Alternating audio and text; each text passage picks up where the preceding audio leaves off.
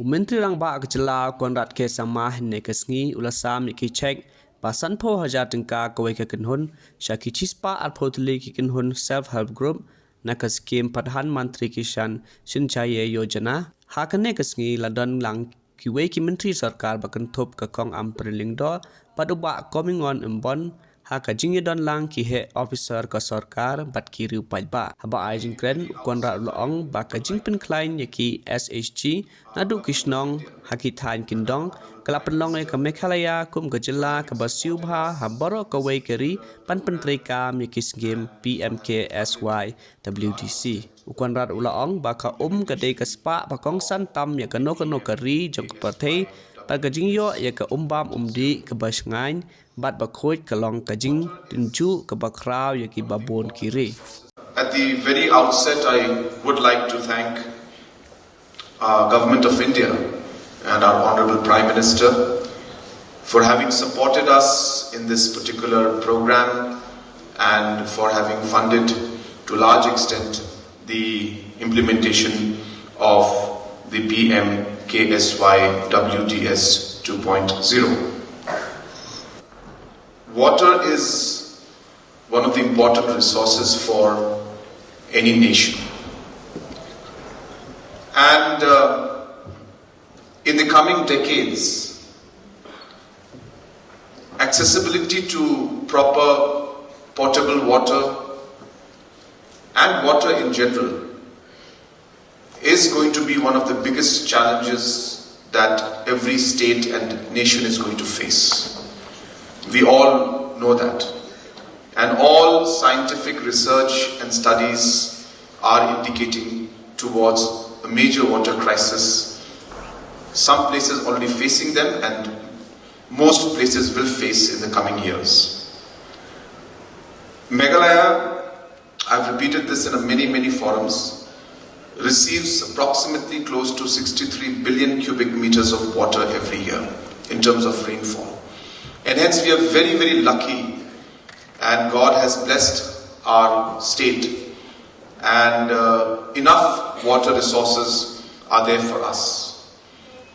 But the problem with the overall management of the water is that out of the 63 billion cubic meters, roughly 61.5 plus minus of billion cubic meters is actually flows down either to Assam or flows down either to Bangladesh. And hence we are only able to retain less than 2 billion cubic meters of water every year. And hence the availability is not the issue. It is actually the management of it which is the critical part. People don't want to destroy forests. People don't want to take away the natural resources. People don't want to pollute the rivers and other, our environment. But they are only doing it because of their livelihood.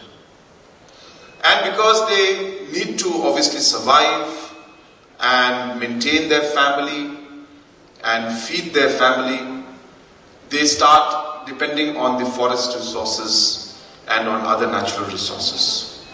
And hence, if we are to find a long-term solution, a solution which is sustainable in nature, then it can only be done by providing alternative means of livelihood to our people so that they don't depend on the natural resources as much as they do now. And hence, it has to be a two-pronged approach. It has to be the management of the resource. At the same time, it has to be an alternative source of income for the people. And if these two things combine, that is when we will get a successful outcome which will be sustainable in nature, sustainable in the long run. Anything close to about 7,000 crores of money is being spent and has been spent in the last 3 to 4 years and will be spent in the next 2 to 3 years. So you can imagine in a span of about 6-7 years, almost close to 7,000 to 8,000 crores of rupees will be spent for water management and for natural resource management. And this kind of money should be enough to create a full revolution when it comes to water resources. The greatest problem for Jal Jeevan Mission, though we will be achieving 90% by the end of the financial year, will be the source of the water in large number of cases. So while we will have the tanks and the pipes, we will have a huge problem with water source itself. And hence, the Water Resource Department, the Soil Conservation will have to work together with the PHE along with the Forest Department to ensure that we are able to take care of all of these things.